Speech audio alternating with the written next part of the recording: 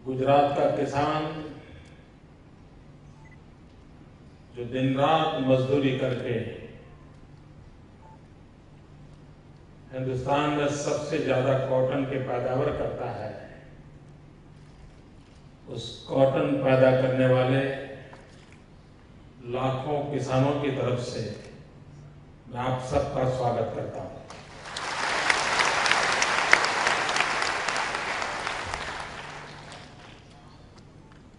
क्योंकि शायद वो अगर न करता तो आप ये नहीं कर पाते।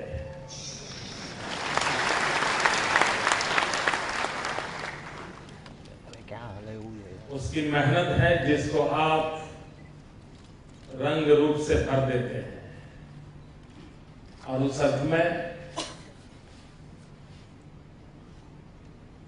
आपके इस उद्योग का सीधा सीधा संबंध उन किसानों के साथ है जो कपास उत्पादन में अपना जीवन खपा देते हैं।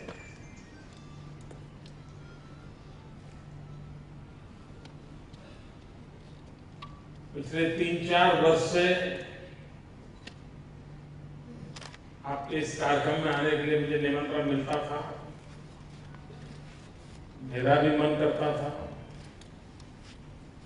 लेकिन आ नहीं पाता था। लेकिन आज आप सबके बीच आने का मुझे सौभाग्य मिला है,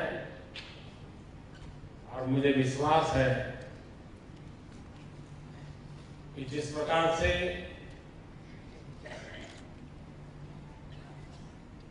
ग्लोबल इकोनॉमी के जमाने में सारे व्यापार उत्पादन पर वैश्विक अर्थनीति का प्रभाव होता है, वैसे ही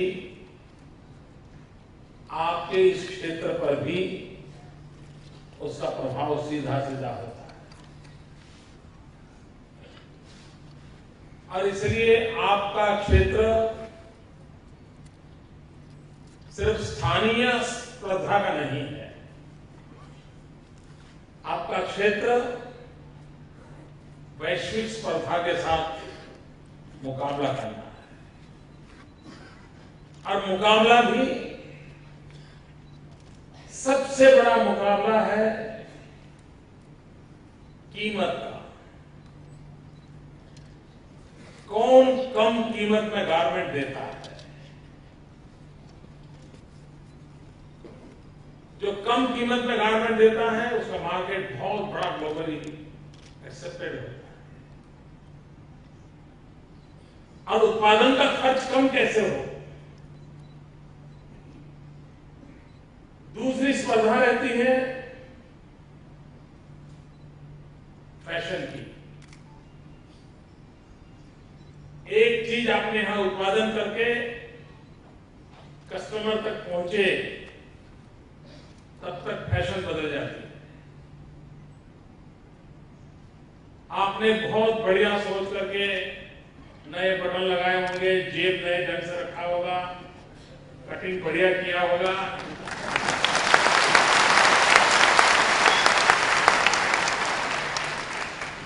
लेकिन यहां से वो कस्टमर तक जब पहुंच जाए तब तक उसको लगता है यार ये तो पुराना हो गया, नया कुछ आना था।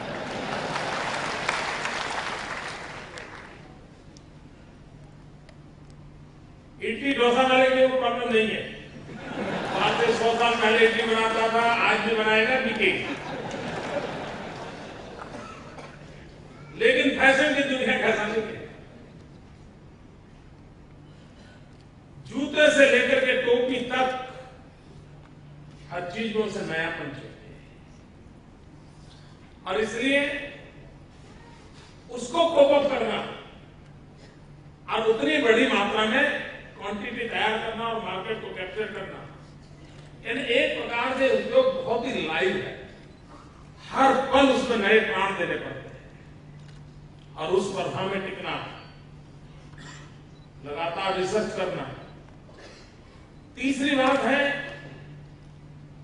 इन दिनों पूरा विश्व होलिस्टिक हेल्थ केयर की ओर बल दे रहा है। और इसलिए किस कपड़े से गारमेंट तैयार हुआ है उसका महत्व बढ़ता चला है। कॉटन की मांग बढ़ रही है, केमिकल से मुक्त कपड़े की बाजार में जरूरत खड़ी हुई है। और इसलिए हम किस क्वालिटी के मटेरियल को लेकर के जा रहे हैं वो दुनिया को हमें सिद्ध करना पड़ता है। और चौथा जो सबसे बड़ा प्रॉब्लम है वो भारत विरोधी जो लॉबी है पूरे विश्व में, वो हर बार एक ऐसा सबूबा छोड़ देते हैं कि दुनिया के बाजार में कभी कभी हमारा टिकना मुश्किल हो जाता है। और जो लोग इस क्षेत्र में हैं उनको पूरी तरह पता है, हर 2-3 साल में एक बार एक ऐसा झूठ छोड़ दिया जाता है कि पूरे मार्केट को हिला देता है। जैसे 3-4 साल पहले एक विषय छोड़ दिया गया कि ये जो उत्पादन होता है वो चाइल्ड लेबर के द्वारा होता है, और चाइल्ड लेबर के कारण exploitation of the human society western world में एकदम से दोबारा छोड़ दिया गया। तो सारे वहां जो एनजीओ लग पड़े, मुसीबत ये हो गई कि हिंदुस्तान के माल को खरीदने से पहले उसको सर्टिफाई करना पड़ता था, नहीं भी मेरे यहाँ कोई चाइल्ड लेबर नहीं है। ये हाल हो गए। जैसे हमारे कश्मीर से या हिंदुस्तान के कई कॉर्नर से गालीचा जो बनता है उसके खिलाफ तो अपना बाउंडर खड़ा कर दिया गया और पूरा मार्केट तोड़ दिया था। हिंदुस्तान का पूरा मार्केट विश्व में ध्वस्त कर दिया गया इस प्रकार के तरीकों से। और ऐसी स्पर्धा के बीच में इस उद्योग को आगे बढ़ाना ये अपने आप में एक बहुत बड़ी कसौटी है। जहां तक गुजरात के गारमेंट इंडस्ट्री का सवाल है,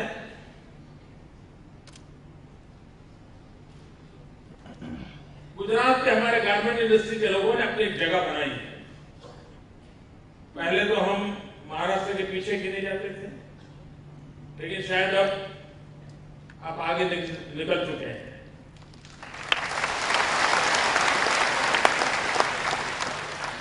जो आगे निकल चुके हैं उनका हाथ जेब में है।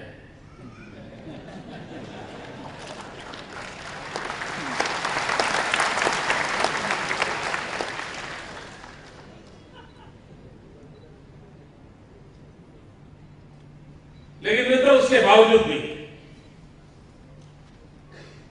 कितना बड़ा मार्केट है इसका अंदाज कीजिए। उसकी तुलना में हमें अभी बहुत बड़ी ऊंचाइयों को पार करना है। और ये सरकार ऐसी है जो सरकार लेबर इंटेंस जितनी भी इंडस्ट्री है, रोजगार की संभावनाएं जिस उद्योग में है, उन सबको बढ़ावा दे रही है। एग्रीकल्चर के बाद सबसे अधिक रोजगार देने की किसी में ताकत है तो टेक्सटाइल इंडस्ट्री।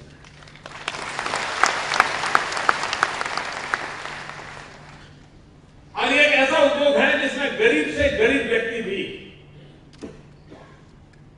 इन्हें बुढ़ापे में पहुंचा हुआ इंसान भी कुछ न कुछ काम करके कमा सकता है।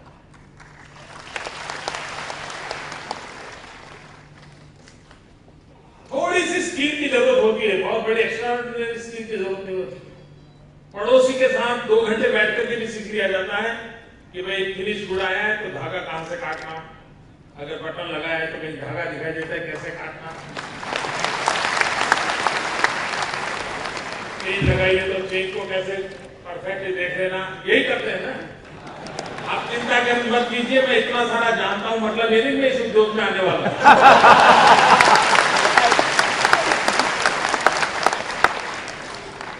मैं जानता इसलिए हूं क्योंकि मुझे आप लोगों की चिंता रहती है।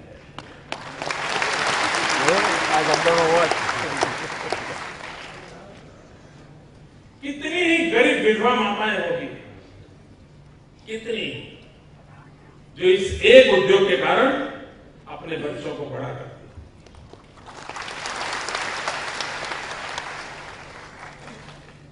इस उद्योग का जो ह्यूमन एंगल है, मैं चाहता हूं कभी आपके इन सेमिनार में उन ह्यूमन एंगल की चर्चा होनी चाहिए।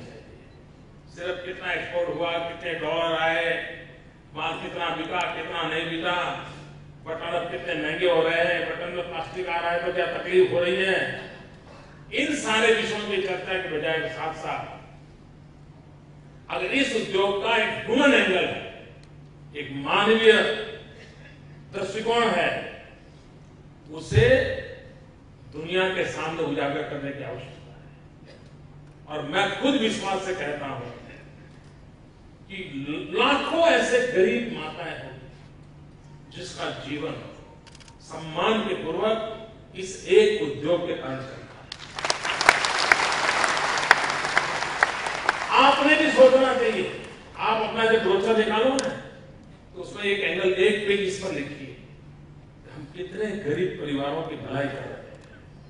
आप देखिए इस काम में रुपये पैसों के सिवा भी एक और आनंद आपके साथ जुड़ जाएगा, और वो आनंद आपके काम की नई प्रेरणा बन सकता है, एक नई प्रेरणा बन सकती है। मैं तो इस उद्योग को भी और अधिक वैज्ञानिक कैसे बनाया जाए। अब मुझे याद है कि ये हमारे कुछ मित्र काइट फेस्टिवल की बड़ी आलोचना करते रहते हैं, मोदी पतंग उत्सव करता है।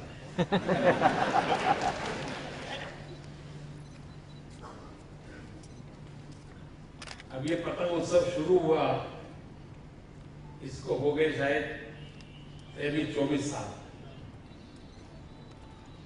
लेकिन उनको करना नहीं आया, मुझे करना आया।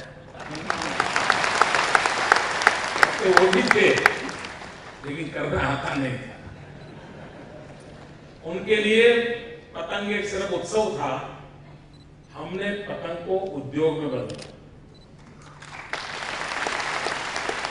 और मैंने एक स्पेशल टीम बनाई थी रिसर्च करने के लिए कि भाई ये पतंग का उत्पादन गरीब से गरीब आदमी करता है, गरीब से गरीब, झुग्गी झोपड़ी में पतंग बनता है, और पतंग बनने के बाद साल में एक बार बिकता है और उसकी साल भर की रोजी रोटी उससे चलती है। हम ऐसा क्या करें ताकि पतंग के उद्योग में लगे हुए लोगों को अधिक रोजी रोटी मिले, मार्केट में अच्छे ढंग से हो जाए। तो मैंने एक रिसर्च करवाया, और रिसर्च करवाया तो एक बात ध्यान में आई, मित्रों, हम लोग हिंदुओं में पर मान्यता है कि हम 4 धाम की यात्रा करें तो हमारा मोक्ष होता है, लेकिन पतंग को 39 धाम की यात्रा करनी पड़ती थी, तब जाके उसका मोक्ष होता था। आपको जान के हैरानी होगी, एक पतंग बनता था 39 जगह पे, जहां जहां जा करके आखिर में वो पतंग जगाने वाले के पास पहुंचता था। कोई जगह पर बांस का काम होता था, किसी जगह पे कागज का होता था, किसी जगह पे कागज की कटिंग का होता था, ऐसा 39 जगह पे। तो हमने रिसर्च करवाया कि इसके कारण कितना खर्च बढ़ता है। धीरे धीरे करके सरकार की मदद से उस 39 धाम की जो यात्रा करता था पतंग, उसको करीब करीब हम अब 15 जगह पर ले आए हैं। यानी 24 स्थान पर उसका ट्रैवलिंग बंद हो गया, खर्चा कम हो गया। पहले पतंग बनाते थे तो 3 कलर का पतंग बनाते तो 3 कागज आते थे टुकड़ा, और फिर उसको पेस्ट करते थे। हमने प्रिंटिंग वालों को कहा भाई 3 कलर के कागज ही प्रिंट करो, जमाना बदल चुका है, पतंग के लिए अलग कागज बनाओ। मित्रों, छोटी छोटी केयर की, और मैंने व्यक्तिगत रूप से केयर की। इसका नतीजा ये हुआ कि आज पतंग का उद्योग हमारा 2001-2 में जितना हमारा पतंग का व्यापार था, आज करीब 20 गुना ज्यादा हो गया। 20 गुना। अब ये सब गरीब लोगों को रोजी रोटी मिलती है। मित्रों, कभी सोचना चाहिए, ये हमारा रेडीमेड गारमेंट भी किसान के यहां से निकलने के बाद सूतर बन जाए, कपड़ा बन जाए, कपड़े को कलर हो जाए, उसमें तो हो गया, लेकिन उसके बाद कापड़ कटिंग होने के बाद 18 धाम की यात्रा नहीं करता है, तब तक वो रेडीमेड गारमेंट नहीं बनता है। 18 भिन्न भिन्न, यानी आयन होना, लास्ट में आयन होकर के पैकिंग होना, तब तक 18 जगह पे जाता है। क्या हम इसको एक क्लस्टर रूप में डेवलप करके 4 या 5 जगह पे ट्रैवल करते ही कपड़ा निकल आए, कापड़ रेडीमेड गारमेंट तैयार होकर के आ जाए और हम उसको पोर्ट पर पहुंचा दे, ये प्रोफेशनलिज्म कैसे लाए? अगर हमें कंपटीशन में जाना है तो इस उद्योग में जो इतना समय जा रहा हो, इतना ट्रैवलिंग टाइम जा रहा है, उसके काम जो एक्सपेंडिचर बढ़ रहा है, उसको कम किया जा सकता है। और इसके लिए कोई मुश्किल काम नहीं है, ये आपका एसोसिएशन तय कर सकता है, क्लस्टर बना सकता है कि ये क्लस्टर है जहां ये 6 काम एक जगह पे हो जाएंगे, ये क्लस्टर है 3 काम एक जगह पे हो जाएंगे। आप देखिए 6 काम एक के बाद एक कर करके आपको माल का नेक्स्ट स्टेज मिल जाएगा। अगर इतना हम कर दें तो भी कंपटीशन के इस युग में हम बहुत बड़ी ताकत के साथ खड़े रह सकते हैं और इसकी ओर हम देखें। मित्रों, जो लोग रेडीमेड गारमेंट की दुनिया में हैं, उनसे मैं चाहूंगा इनोवेशन करें। मित्रों, आप में कभी ये स्टडी करना चाहिए, एक सेमिनार का कार्यक्रम ये भी होना चाहिए, ट्रेडिशनल फैशन डिजाइन वाले जो फैशन शो करते हैं, रैक पर चलने वाला काम चलता है, वो एक अलग चीज है, लेकिन रेडीमेड गारमेंट के लिए एक बहुत बड़ी जरूरत है। कभी हम लोगों ने रिसर्च किया है कि हमारे यहां शहर के अंदर काम करने वाले के जूते की डिजाइन एक है, खेत में काम करने वाले की जूते की डिजाइन दूसरी है, शेफर्ड के रूप में गाय चराने वाला, रात को घूमने वाला इंसान है तो उसकी जूते की डिजाइन तीसरी है। क्यों? मित्रों, हमारे यहां फैशन जो सदियों से डेवलप हुए थे, वो सदियों से जो फैशन डेवलप हुए थे, वो उनके प्रोफेशन को, क्लाइमेट को ध्यान में रख करके हमारे उस समय के जो विद्वान लोग थे, उन्होंने उसको डेवलप किया। आज भी हमारे देश में नारी, अगर उसके कपड़े, उसने पूरे कपड़े पहने हैं, साड़ी वगैरह, और अगर थोड़ा सा उसकी साड़ी पैर से थोड़ी ऊपर हो जाए तो शर्मिंदगी महसूस करती है, उसको मन करता है कि जरा ठीक बैठे, बहुत कॉन्शियस हो जाती है हमारी मां, कोई भी नारी। क्या कारण होगा कि हमारे यहां जो रबारी समाज की माताएं हैं, उनके कपड़े आधे फुट ऊपर होते हैं, नीचे आधा फीट के पैर खुला देते हैं। क्यों? तो उस समय के डिजाइनर को मालूम था कि उसको गोबर में काम करना है, इसलिए उसके कपड़े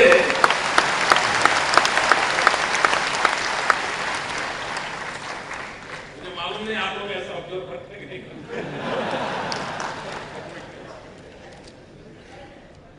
मित्रों, जिसको रात को जंगलों में जाना होता, उसके जूते देखिए आप किस प्रकार के अलग होते हैं, यानी सेफ्टी, जीवन की भी, यानी इतनी बारीकाई से हमारे यहां खान पान, जीवन, पहनाव, हर एक के अंदर अपनी विशेषताएं हैं। क्या हम दुनिया को हमारी विशेषताओं को भरोसे हम मार्केट कर सकते हैं? बहुत बड़ी संभावना है, और मैं चाहता हूं, आप लोगों का आह्वान करता हूं कि आपका अगर 100 करोड़ का बिजनेस ऐसा है तो 10 करोड़ में तो वो ट्राई कर लीजिए। आप देखिए नए मार्केट आप कैप्चर कर सकते हैं, साहस दिखाइए। आज क्या हुआ है, कितनी ही गर्मी क्यों न हो, शादी में आप जाइए, सब पसीना बह रहा है, लेकिन हमारे जीतू भाई ने ऐसा कपड़े बना के दिए होंगे, सब लोग वही पहनेंगे। गर्मी है, गर्मी के अनुकूल उसके कपड़े दो, लेकिन हो जाता है मित्रों। और इसलिए according to season, according to event, according to society. अगर हम अपनी चीजों को डिलीवर करने का एक पैटर्न डेवलप करते हैं, आप देखिए हम बहुत बड़े मार्केट को कैप्चर कर सकते हैं। और मित्रों, दुनिया का तो मार्केट है, हिंदुस्तान का अपना 120 करोड़ नागरिकों का मार्केट है। उसमें दिगंबर बहुत कम लोग हैं। बाकी 99% आपके क्लाइंट हैं।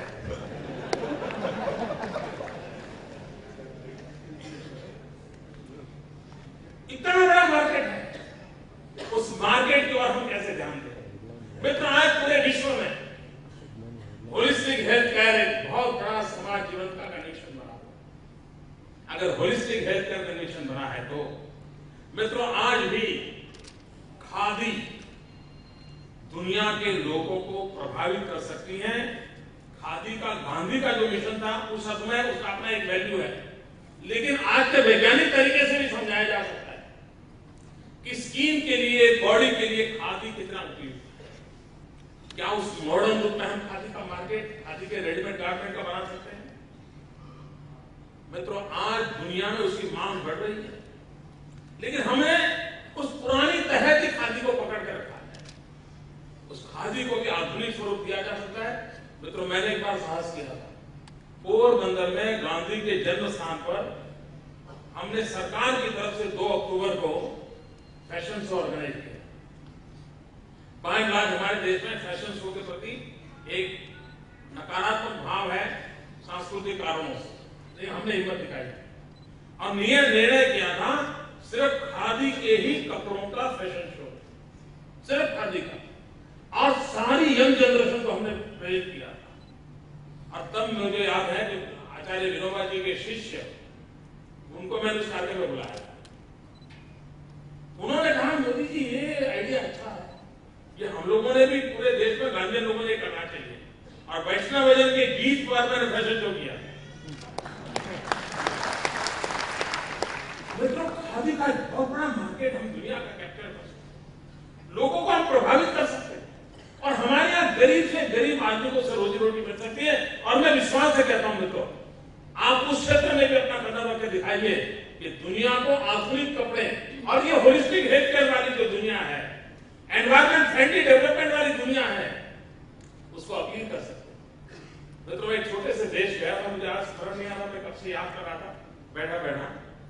वहां पर एक शॉप में मैं गया देखने, जैसे हमारे यहाँ जूट आता है उस प्रकार का एक फाइबर वहां तैयार होता है, जो बिल्कुल ही केमिकल वगैरह कुछ नहीं होता उसका इतना बड़ा मार्केट था वहां पर, और दुनिया के कई देशों के लोग ये एनवायरमेंट फ्रेंडली कपड़ा लेने के लिए, यानी 1-1 साल का बुकिंग होता था और बहुत ही छोटा देश।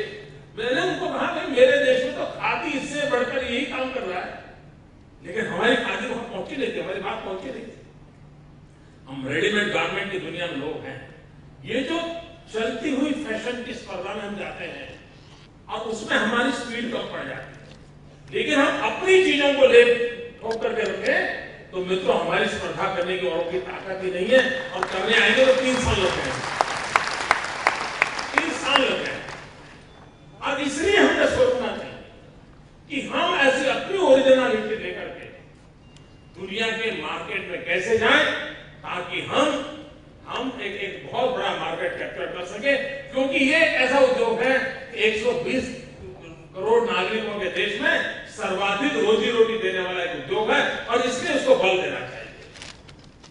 गुजरात सरकार तो इसको प्रमोट कर रही है। आने वाले दिनों में एक टेक्सटाइल पॉलिसी लेकर के आ रहे हैं, और हमारी टेक्सटाइल पॉलिसी सिर्फ कॉटन और जीनिंग और फाइबर और फैब्रिक वहां तक सीमित नहीं है। हम पहली बार देश में पूरी इंटीग्रेटेड पॉलिसी लेकर के आ रहे हैं, जिसमें कॉटन से लेकर के रेडीमेड गारमेंट और एक्सपोर्ट तक की सारी बातों को उसमें हमने समाहित किया है, और इसका लाभ आप लोगों को भी मिलने वाला है।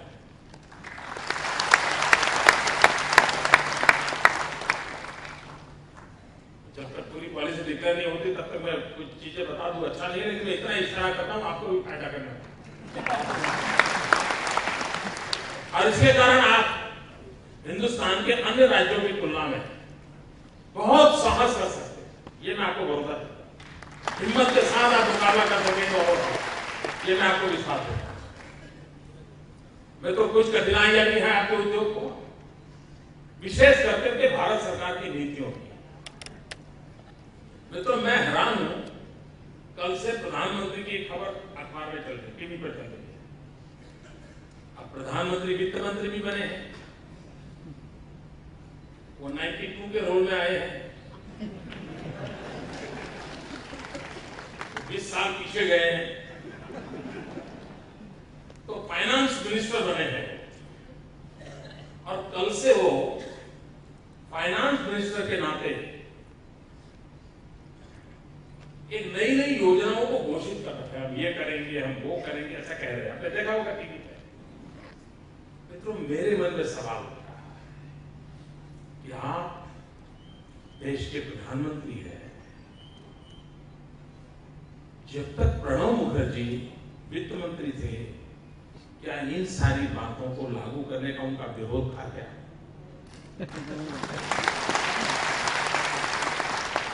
उनके जाने के बाद ही अचानक ये सारी चीजें कहां से आई? क्या उनके वित्त मंत्री रहते हुए आप प्रधानमंत्री के नाते उनको इस प्रकार के इनिशिएटिव नहीं लेने देते थे क्या? क्या आप चाहते थे और वो नहीं करते थे क्या?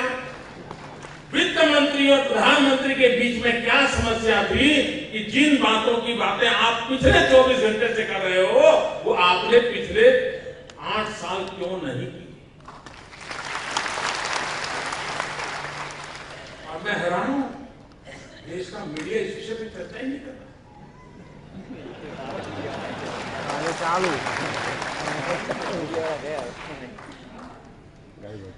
एक गंभीर सवाल मैं पूछ रहा हूं प्रधानमंत्री जी। प्रधानमंत्री जी देश जानना चाहता है कि अचानक 24 घंटे में देश की इकोनॉमी को रिवाइव करने के लिए भिन्न भिन्न प्रकार के विचार आप व्यक्त कर रहे हो। आपके प्रधानमंत्री पद पर रहते हुए क्या कारण था कि आपके वित्त मंत्री ने ऐसी बातें नहीं की, या क्या कारण था कि वित्त मंत्री ने लागू के नहीं की, या क्या कारण था कि वित्त मंत्री के रहते हुए आपने ये मन के विचारों को आपने बंद रखा, कमरे में खोला नहीं दुनिया के सामने? क्या कारण था?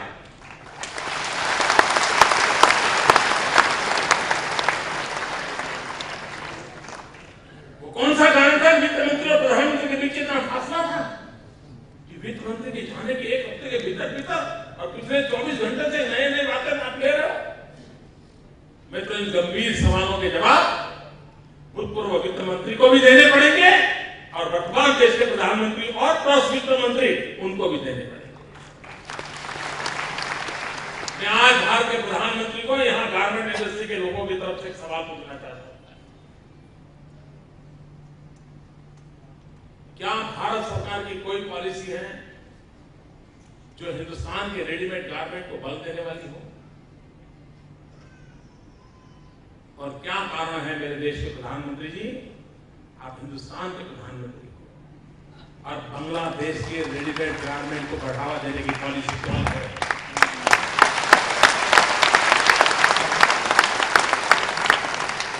क्या कारण है कि बांग्लादेश के अंदर रेडीमेड गारमेंट तैयार होकर के हिंदुस्तान के अंदर डंप हो रहा है और हिंदुस्तान के गरीब आदमी को रोजी रोटी से वंचित कर दिया जाता है? मित्रों, आज हिंदुस्तान का रेडीमेड गारमेंट का व्यक्ति कच्चा माल यहां से बांग्लादेश भेजता है, बांग्लादेश के अंदर वहां रेडीमेड गारमेंट का प्रोसेसिंग करवाता है, जॉबर वहां करवाता है और कस्टम ड्यूटी माफ कर दी। इसके कारण वो माल वहां से हिंदुस्तान के अंदर आ रहा है और गरीब रोजी रोटी वहां मिल रही है, माल यहां बिक रहा है।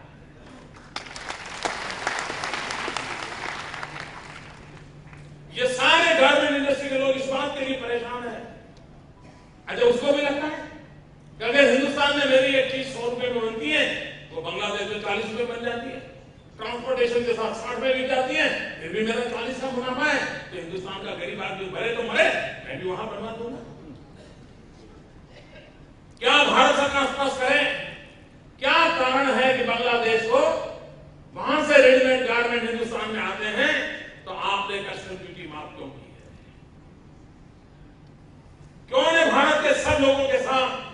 ये बराबरी का कारोबार नहीं होता। और हिंदुस्तान की गारमेंट इंडस्ट्री, हिंदुस्तान की टेक्सटाइल इंडस्ट्री भारत के प्रधानमंत्री से इन सवालों को गंभीरता से पूछ रही है। और आज गारमेंट इंडस्ट्री के लोग यहाँ खड़े हुए हैं, वे गंभीरता से पूछते हैं कि आपने स्पेशल रियायत बांग्लादेश को क्यों दी। मित्र, हैरानी की बात है। और बांग्लादेश ने क्या किया? उसने एक बात के लिए दरवाजे खोले। जैसे हिंदुस्तान ने रेडीमेड गारमेंट को यहां आने देने के लिए दरवाजे खोल दिए हैं, वैसे बांग्लादेश ने हिंदुस्तान से गाय वहां ले जाने के लिए दरवाजे खोल दिए। हमारे यहां से गायें चोरी करके वहां बांग्लादेश में पहुंचाई जाती है। और क्यों?